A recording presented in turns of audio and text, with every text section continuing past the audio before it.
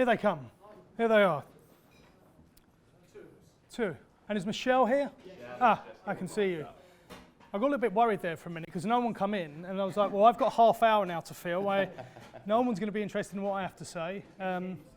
But we have our panelists here. While Michelle's just getting mic'd up at the end here, I'll just give you a bit of background about this particular session because it changed at last minute. Originally, we were going to do a bit of a discussion around the 10 topics that made up part of the debate. Now, hopefully everyone was here this morning. They were part of that debate. We split it into two. You had the media leaders debate in here, and we had the future leaders debate over there. And when we had a conversation about it, where we actually landed was that one of the topics was media collaboration. And it was this, I say we, I had nothing to do with this. Where the guys actually got to was that none of those other topics stand up unless you have media collaboration. So we switched a little bit and we want to focus on some of the topics within that 10. And we're going to talk about why media collaboration is important there. But also I think we're going to zone in on some of those topics specifically. And it is the solution room. So we're going to push them on solutions as well. We're going to find out what they're doing in their own businesses and how that works. So you guys here as well, any questions that you've got, make sure, have a think about it. You know, you've got an opportunity here to ask, you know, some great people here from agency and media owner side about what they're doing and how we're getting to the bottom of some of these solutions. So, without further ado, as I said, we've got Jack Swayne, Global CEO of mSix&Partners, James Fleetham, Head of Client Sales at The Guardian, and Michelle Sarpong, Head of Display Audio and Outdoor at the 7 Stars. Welcome, guys. So let's get straight into it. We're going to touch on some of the subjects, but what I'd like everyone to do first of all is to run through the things that's your passion point from those debates. Tell us a little bit about why, and if you can explain a little bit about what it is perhaps you're doing in your organisations. Jack, perhaps I'll start with you because you're here on the right. Yeah. Well, I think my passion is collaboration. Although sat in the debate this morning, I thought it was interesting that no one voted for collaboration. I think that might have been the same. Yeah, in the other room as well, also the case, Jack. Yeah. Maybe we've picked the wrong subject. I'm not disappearing, I'm just going to shut door too. Continue. But I think that's interesting. The second thing was, you know, sitting that debate, but all of the things that everyone talked about were inextricably linked. So whether it was cost of living, DEI, talent crisis, they're all connected. And it just made me think that although no one voted for collaboration, it's because potentially collaboration is not necessarily a problem, but it's a solution. But I think, you know, as we're in the solution room, I think thinking about the reality of collaboration, it's tricky. Like, it's very easy to say, it's more difficult to do. You know, I think within our industry, it's quite tricky because, you know, we are competitive on the whole. And, you know, there's a bunch of things that we might do that I probably wouldn't want to share with Michelle at 7 Stars, or I imagine there's things that, you know, James does that he wouldn't want to share with The Times or Google. But I think it's about potentially thinking about collaboration in different ways, i.e. what are the things that are non-competitive, like what are the things that are just naturally table stakes that could raise the bar where we could collaborate across the industry. And then within our own worlds, what are the areas where, you know, we can collaborate either with media partners or clients, given the direct access that we have to them. And then also, how can we collaborate with ourselves, you know, sitting in a kind of global role across the world, because there's lots of opportunity to do that. And if I was to think about one of those subjects, you know, think about sustainability, I think there definitely are areas where we can collaborate across the industry. You know, I think within Group M, we're doing a lot of work around, you know, decarbonisation in media plan, which is essentially creating some standards for a carbon calculator that measures any media or production you might be doing, what are the carbon emissions of that. And I think one of the good things that Group M have done with that is, you know, we've got goals to be net zero across the whole supply chain, so that's kind of scope 3 in sustainability by 2030. And, you know, if other people have those goals, we'll make that tool open source for anyone else to use. So I think that is table stakes that we'd want to do. But at the same time, there are areas of sustainability I think we would work directly on with our clients. So I think collaboration is definitely an important solution. I think the kind of approach to it is slightly nuanced. Okay. I'd be interested as well, everyone perhaps in the room have a think about this because it is a solution room. It's about learning and what we do within our own organisations. I mean, collaboration also didn't get voted for at all in the other room. Yeah. Interestingly as well. But it is one of those words, as long as I've been in industry, everyone talks about collaborating. I'm not sure how far we've got down the line with that. But anyone who's got anything that's sitting here today where they can show examples, I'll come to the audience and I'd love to hear them. I'm just going to pick up on something before we go to over to you, James, and then you, Michelle, because James, I know your big thing will be sustainability. So you've just talked about things that you're doing within Group M, and we're talking about then collaboration. Is there an issue then? I'm sure every organisation, if we put anyone up here, would say they're doing things within their organisation. Are we then missing the trick on the collaboration piece, but where perhaps all you agency CEOs need to get in a room together and talk about the one thing that you should be doing together? Are we not keeping it back as just within our own organisation again? Yeah, I mean, I think some of those things exist. So going back to sustainability, there's Ad Net Zero, isn't it, which lots of agency groups are signing up to and coming together on those things. But I think picking, sustainability, DEI, the top three that kind of came out of today to get people together to discuss what are the areas genuinely that we can collaborate on, i.e. what are the table stakes that aren't completely, would give anyone a competitive advantage. Those are the things we should focus on. Because I think if you're starting to say we would share this and that might be a competitive advantage, I think everyone would walk out the room and not do it. Do you know what I mean? It's got to be something that isn't, I keep saying it, but a competitive advantage. Yep. I think that would be the key. Okay. I'm going to come back to you as well in a second, Jack, about that collaborative approach from a global level, because obviously you've got a global role there. But James, why don't you take us through your piece that you wanted to talk about? Well, I'm glad Jack mentioned sustainability. So undeniably, all of the issues we've been talking about this morning, this afternoon, tomorrow, super important. But The Guardian, if we were picking one, The Guardian would pick sustainability. 3 years ago, The Guardian made a climate pledge, a pledge to the planet, and we described the climate crisis as the most important issue that's going to affect the most amount of people, the most amount. It's significant. It's our number one priority.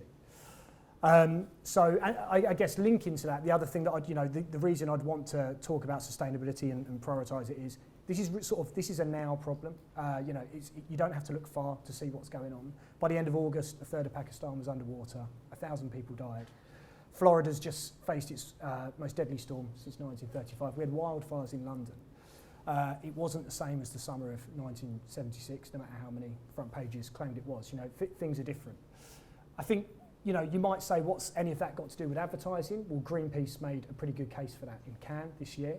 And some people in the room may be familiar with some of these stats, but there's a group called Purpose Disruptors, and there's a scary number they talk about, which is the advertising industry is responsible for a quarter of everybody's carbon footprint in this country.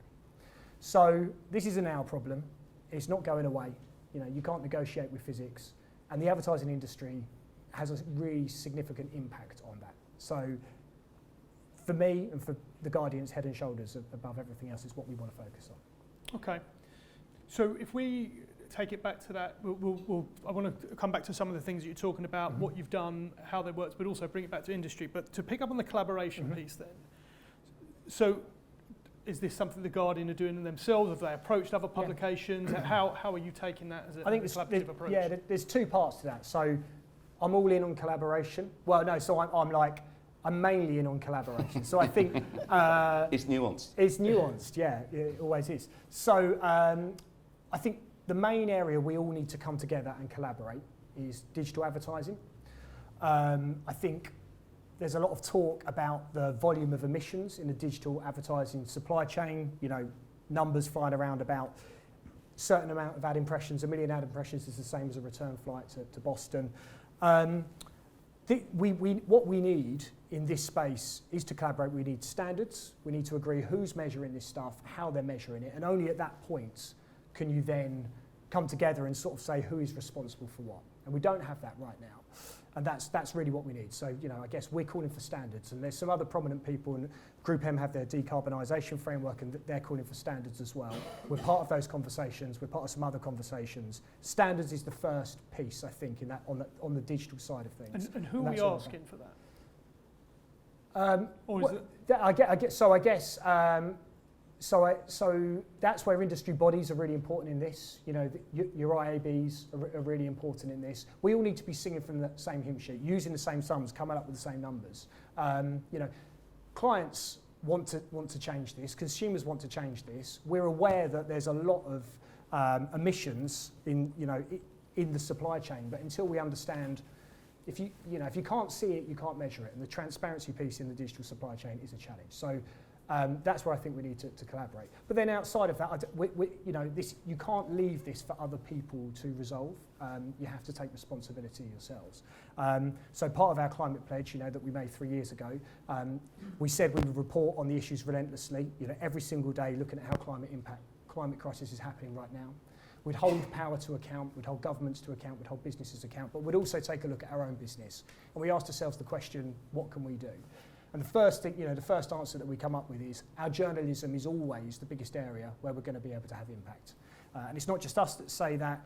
The UN climate chief, the former UN climate chief, Christiana Figueres, 2015 said without the Guardian's reporting, the Paris Agreement would have been much harder or even impossible. So our reporting is always where we're going to have the most impact. But of course, operationally, there's a lot we have been doing, we are doing as well. And I could talk a bit about that. Okay. Before I come to you, Michelle, because I know you've got a slightly different slant on the collaboration piece we talk about, sustainability, I'm sure everyone agrees it's something we need to do something about. Anyone got any comments or questions? Because I'm very aware, we put these people on a panel to expect, mSix, The Guardian, 7 Stars to give us all the answers, but lots of people in here, lots of different organisations. Anyone got any comments, questions that perhaps they want to put, or just opinions out there? Yeah, brilliant. Could you say your name and where you're from as well? It seems from a digital perspective that there's sometimes a breakdown between what clients are saying and in terms of how that actually manifests in the plans that they're putting out. So sometimes it's like an ad hoc basis sustainability campaign. How do we make it so it's much more integrated into the marketing strategy throughout the year? So what are your conversations with clients on this? Clients come to you guys, I hear, with certain demands that you've got to kind of adhere to their values and things that they're doing. Do you guys do the same for the clients? And at what point do you say, I think this is our values and we're not going to do the work? I think that's part of the reason why standards are so important. We regularly, there's somebody in our commercial team who is responding to agency and client requests every single week, about what is our position on sustainability, what are our sustainability policies, and I'm not really sure where that information goes or what's done with it. It's why standards are so important. I think there's sort of 2 pieces to it for me. I think there's the sustainability piece, which is, if you care about the planet, there's certain things you could do. You could support quality journalism that's sort of fighting this fight. But also there's a decarbonisation piece as well. So everybody, all of the clients that we work with will have their own carbon targets. And I think that's related but slightly separate to that sustainability piece. And, it's, as a media owner, it's on us to come up with ways in which we can offer lower carbon solutions. You might not want to support our editorial, and that's fine. But if you want lower carbon products, it's up to us to provide a solution. Okay. Yeah, and I guess it comes back to the collaboration piece, which we are surprised that no one mentioned it before, because we as an agency can go, like at 7 Stars, we are literally putting a carbon calculator on all of our plans, but it gets to a point where we can only push it so far. We need the collaboration of the clients to go, we come along with you on this ride, and actually have the suppliers to go, we've got these solutions to adhere to sustainability. So this is where the collaboration piece comes along, because as you say, you can't lead a horse to water, and they have to make decisions to drink. So we'll obviously have our own standpoint, and everyone, as most people know, 7 Stars are quite au fait in terms of our values and what we stand for, but it only goes to a certain point, right? So we can only take people on that journey to a certain point. That's why we need suppliers like The Guardian to come along with us going, we've got these solutions. Then we go, right, fine, we can go to our clients with these whole solutions and go, right, guys, we can actually put sustainability on top of your agenda, but ultimately it does come from the clients that they have to come on that journey with us. The same with D&I. It's like, we want to target, a vast array of audiences, and it can't be just for one campaign or another campaign.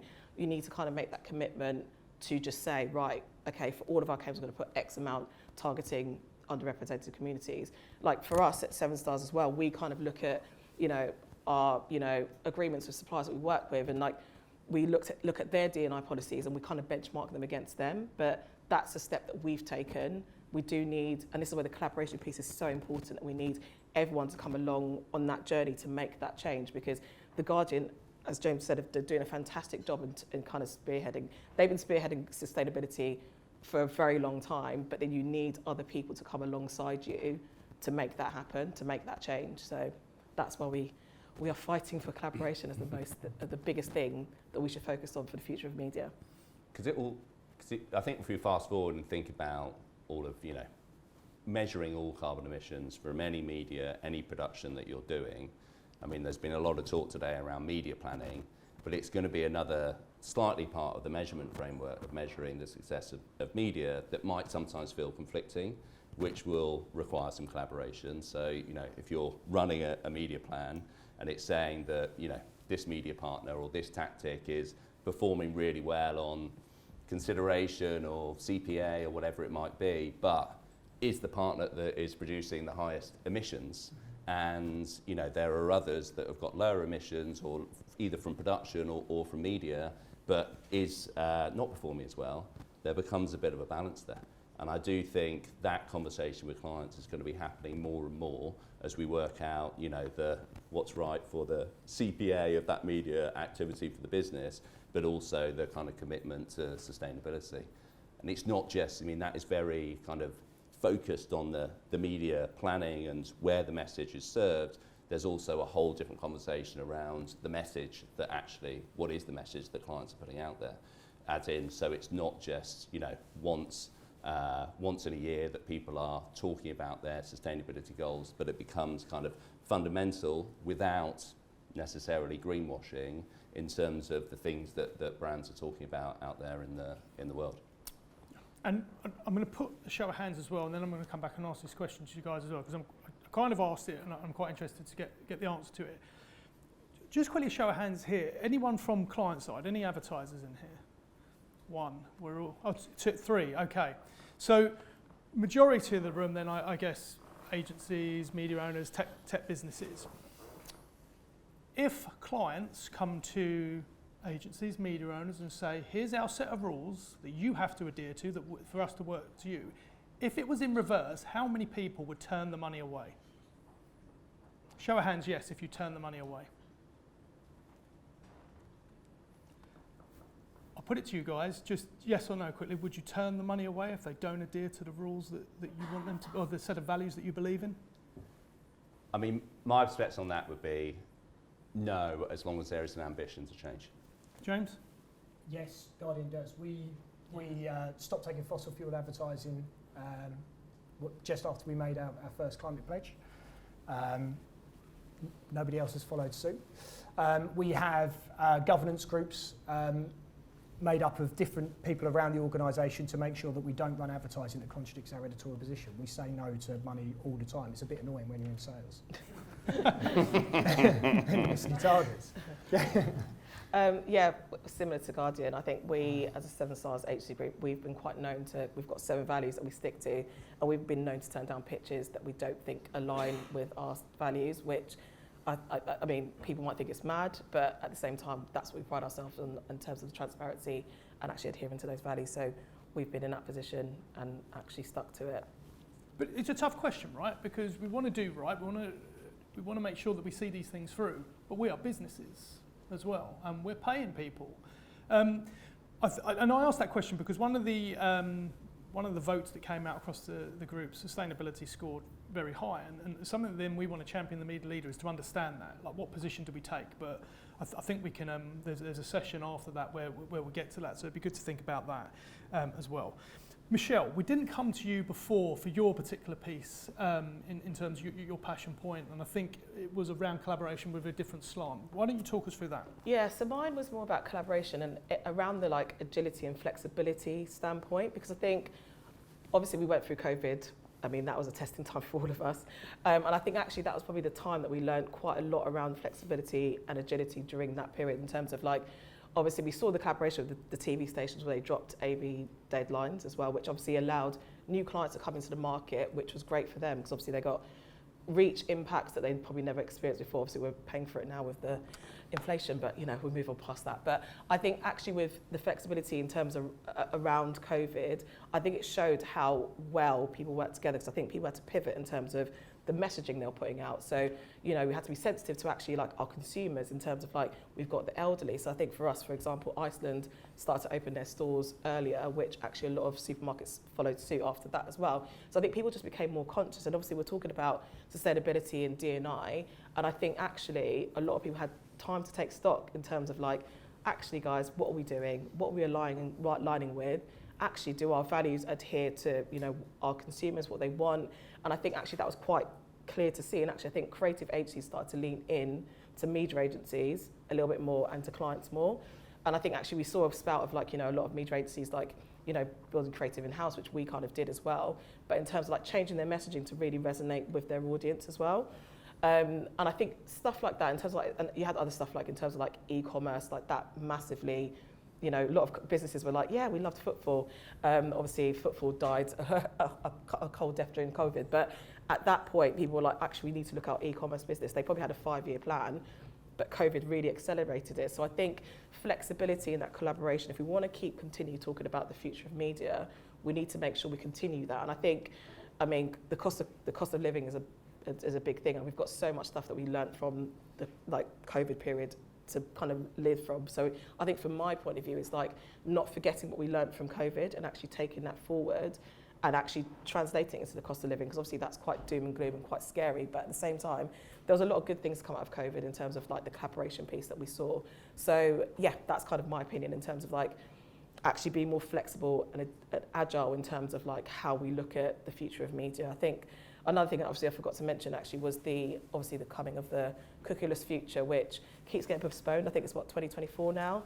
But it's actually being prepared for those moments where, there's going to be like HFSS as well, like in terms of all these different restrictions coming in. Obviously we've seen it with we saw it with the whistle-to-whistle ban with gambling, etc. Like these restrictions are going to continue to come in. So it's actually down to us as agencies and, suppliers and clients to kind of like be flexible and collaborate more in terms of how we're going to, tackle these situations and overcome them. It's interesting, you said obviously like learning from what we went through in COVID, and we're about to enter obviously the energy crisis, cost of living.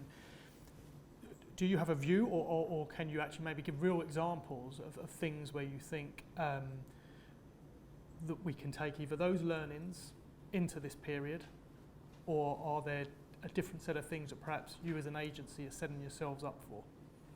I think it's leaning into like the relationship with clients as well. I think like we have to understand our clients' position. Like I use Iceland for example, that people won't even think about this, but obviously they've got the frozen foods, loads of freezers, cost of living, energy prices went up. So actually for them, it's like that's a real problem to them. So actually it's like actually leaning into that situation and being like, okay, fine, how can we help that solution in terms of like what can we offer as an agency in terms of can we alleviate those creative pressures? We've got a creative house in-house, so how can we help them in that respect in terms of like pushing their message forward but reducing those costs in those ways? So like there's a trading element within that in terms of what we learned from COVID, as well as in terms of the flexibility. It's kind of like speaking to those suppliers and seeing where we can align ourselves with. So obviously we've talked about sustainability, D&I. It's more about looking about actually where can we leverage those relationships and actually elevate those clients in that respect. And I think with COVID, I think we saw a lot of clients and a lot of agencies pivot quite quickly in terms of, actually creative messaging changing really, really quickly, which I think actually people will be like, oh, DCO campaigns, like, some clients used to adhere to it, others didn't. But actually we saw quite quickly how that can actually change. So I think it made people be more open to being a bit more agile and open to those changes. I think you'd go through like many levels of like sign-offs when you're going through like processes for certain campaigns. But I think during COVID, we all had to react really quickly. So I think stuff like that has kind of helped us know that actually we can actually pivot and actually take chances, take risks with creative messaging or with different platforms that we use to kind of adhere to like our clients' kind of objectives and KPIs. James, we're seemingly going to be entering a recession. If we learn anything from recessions, clients pull their money and perhaps don't support things like sustainability that you've been talking about. What's the solution to stop that happening? I don't think we can stop. Clients will spend what clients' budgets will be what clients' budgets are. I think they're both really important issues, and the two are clearly linked. Part of the reason we're in this cost of living crisis is because we're in an energy crisis as well, right? People are choosing between heating or eating. 5 fossil fuel companies made $90 billion worth of profits in 4 months. These two things are linked. So I think it comes down to how important are the corporate values that clients are very precisely defining. How important really are they to you? Because if they are important, then where you spend that money should be an extension of those values. I would ask clients to consider what they're funding and does it align with their values. Jack, that global level piece that we talked about. Yeah.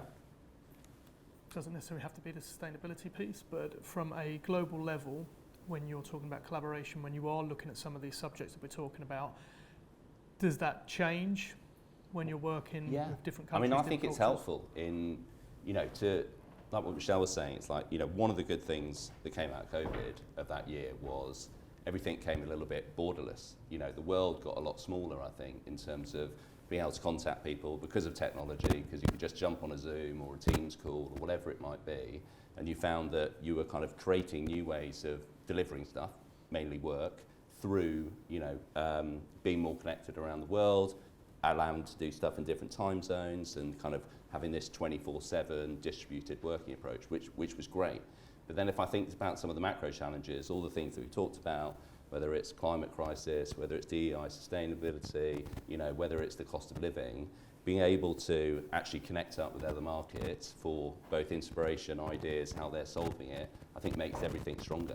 Particularly in my world, I think we do so much of our DEI work with the team in the US.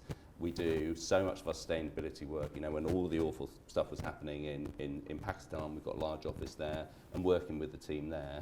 And actually, I think it's made all of our approaches stronger, but taking advantage of actually being more connected, which was a good thing to come out of COVID as opposed to a bad thing. Okay. Just going to throw it back out there if anyone's got any questions or viewpoints. Yes. Can you say who you are and where you're from as well? Sorry, I'm James Ipsos. We used to be at Nielsen, and we used to run what's called a Connected Partner Programme. One of the interesting things about that was you always used to go and chat to people about collaborating, and everything would go under NDA. And actually one of the subtleties we learned was you had to give up the value before the conversation, and NDAs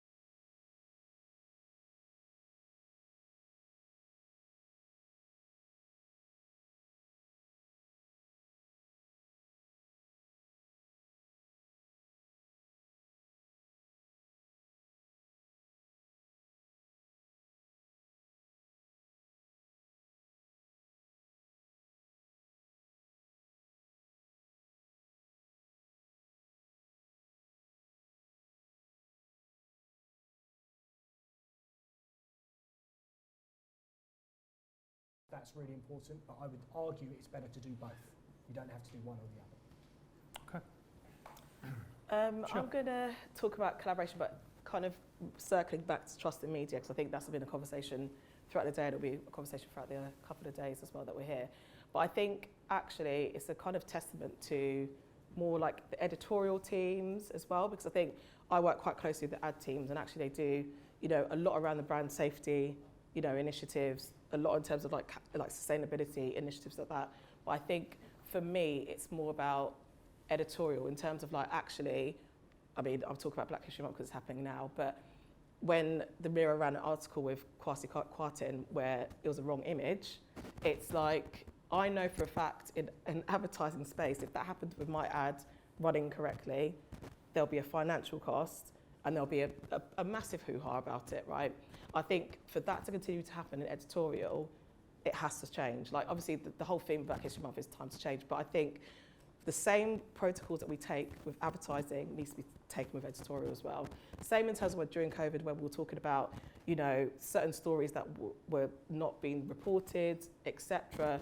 Editorial do have a responsibility in that respect as well. So I think like while we talk about sustainability, D&I from an advertising point of view, which we all are, and an agency point of view, we can only do so much, but where it all goes, there's church and state between advertising and editorial. This is the point where it needs to collaborate. We need to make sure that, you know, you've got your advertising team going, we're doing everything we can about brand safety, editorial needs to be doing the same thing. And actually it's not just, you know, certain people like the Mirror that's done it, everyone's done it, BBC, Guardian, etc. Everyone needs to collaborate on that fact. And actually we can only move forward from that, surely, in terms of like, actually that we can be truthful in terms of like, we are all fighting for the same cause. We are pushing for sustainability, D&I in advertising, but we're doing the same thing across editorial. And that's when you'll get the trust in media to come full circle. Okay. The final thought I was just thinking as you guys were saying that, we set up this event over these 2 days. The media leader to come up with the 3 things that the industry want us to champion. We had 2 great debates this morning. We brought all the leaders together. We brought our future leaders together. We've already spoken about having more of these sort of intimate debates where we bring these people together. We've talked about trade bodies and standards. Perhaps, and I want to put words into Omar's mouth because he's not here, and I appreciate, I mean, Jack, you can probably speak as the CEO, but I want to put words in your mouth. That could be our position, to bring you guys together, to have these conversations, to put it out there and to get everyone to agree with it. And if you like that, tell my CEO, I'll get a promotion, and we'll all be very happy. But in all seriousness, that's what we want to be there for, to have these conversations and debates. So I'll be in contact, but for the time being now, thank you to the panel.